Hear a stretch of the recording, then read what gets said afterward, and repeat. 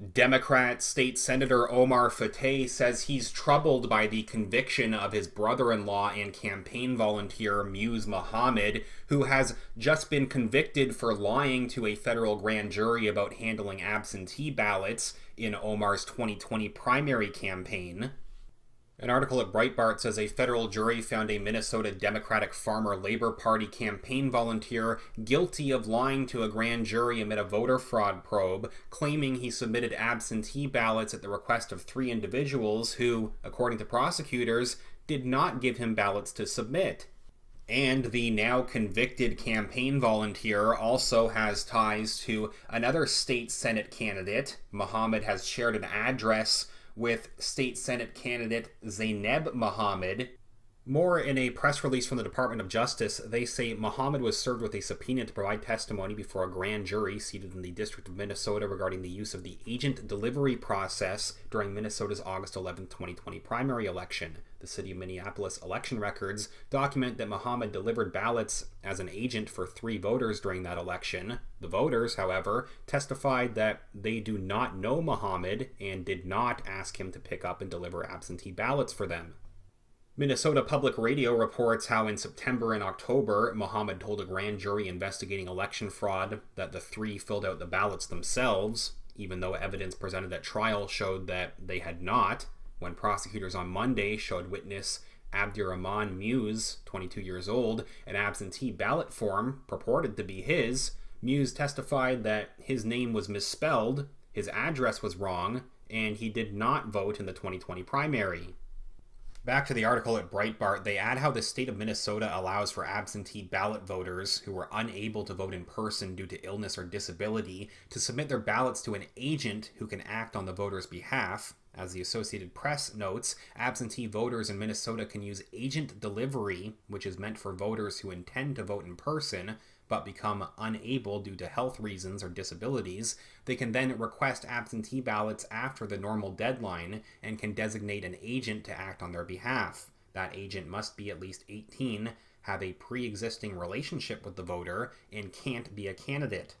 An agent can pick up and deliver ballots for no more than 3 voters in any given election.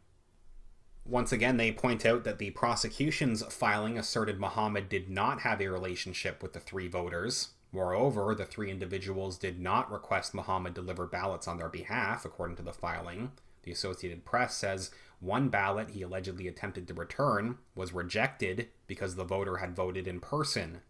Prosecutors said, quote, ultimately, Muhammad stated he received the 3 absentee ballots from the voters themselves. When confronted with the fact that the voters each gave statements that they do not know Muhammad and that they did not ask him or anyone for agent delivery of their ballots for the August 2020 election, Muhammad continued to stand by his answer that he received the ballots from the voter. Looking more into the response from Senator Omar Fateh, who says that he's troubled by the conviction of his brother-in-law and campaign volunteer. In a written statement, Omar said, quote, our campaign's mission has always been to motivate and organize the people of our district to participate in elections. In doing so, we are committed to upholding our state's election laws and processes. I am troubled by this conviction. I am more committed than ever to organizing and governing to strengthen a fair and free democracy. Omar's statement came just hours after Senate DFL leaders released their own remarks about the case, calling on him to publicly address the matter, quote, firsthand for the sake of his constituents and the public at large. Omar did not address allegations of voter fraud that arose in Muse's perjury trial. Muse was not charged with violating election law. The Sahan Journal says that Tuesday's testimony suggests a deeper federal investigation into the agent delivery process of casting ballots in the August 2020 primary election in Minneapolis. 5 people told the Journal in February that they were interviewed by the FBI. The grand jury investigation has been going on for at least 1 year and has involved at least 80 witnesses, according to testimony from an FBI agent. Assistant U.S. Attorney Kimberly Svensson, who prosecuted the case, emphasized that Muse lied about information that goes to the heart of an ongoing federal grand jury investigation into possible voter irregularities during the August 2020 primary election. By lying about where he obtained 3 absentee ballots, Mews withheld key information that would have allowed the grand jury to make progress in its investigation, she told jurors. Quote, Mews Mohammed didn't want the grand jurors to know where he actually got those ballots. While appearing before the grand jury on October 14th, Mews Mohammed was asked dozens of times how and from whom he obtained the absentee ballots for the 3 voters, prosecutors say. Many of Mohammed's answers to the questions were simply non-responsive, prosecutors wrote. He gave long and detailed explanations for the process and procedures by which a non-specific voter could obtain an absentee ballot. Reached by phone, Mews Mohammed's attorney, Charles Clippert, said he didn't have time to talk about the case. Mews Mohammed could not be reached for comment. Prosecutors say on September 30th, Mews Mohammed also lied to the grand jury when he said he went to voters' homes, quote, either because he was sent there by a campaign or because he spontaneously found voters who happened to need assistance delivering their ballots. Prosecutors said Mohammed was given a second chance to return to the grand jury on October 14th and correct his false testimony, but chose not to do so. Prosecutors say Mohammed was a witness to 3 additional absentee ballots submitted to election officials, according to court documents. And again, just last week, the Minnesota Reformer noted that Mews Mohammed shared an address with another state Senate candidate, Zainab Mohammed, who is running in the heavily Democratic District 63. The single-family home, they say, is owned by Mahmoud Mohammed Nur, according to Hennepin County records. Zainab Mohammed's campaign finance report shows she received 5 donations from people who are listed at the same address.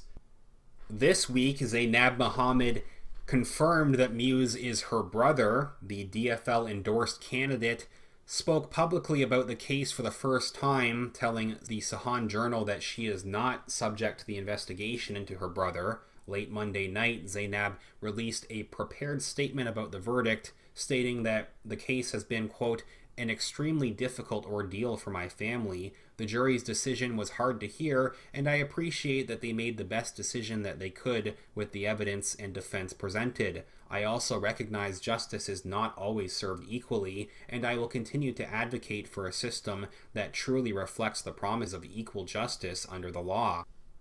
She added, I remain hopeful my brother will not be defined by this difficult episode. Please leave a comment and tell me what you think about this latest update. If you could give this video a thumbs up, remember to click the like button, that's greatly appreciated, and make sure that you're subscribed to the channel. As usual, thank you very much everyone who has been supporting this channel with your donations over at Patreon or PayPal, and with your super chats as well. That's greatly appreciated. Even just a few dollars makes a huge difference and helps me keep talking about these important issues. You can find either link down in the video description where you can support this channel directly, patreon.com/realityreader or paypal.me/realityreader.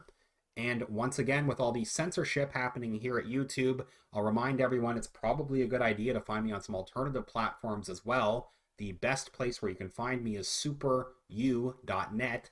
That's super, the letter u.net. You can also find me at odyssey.com.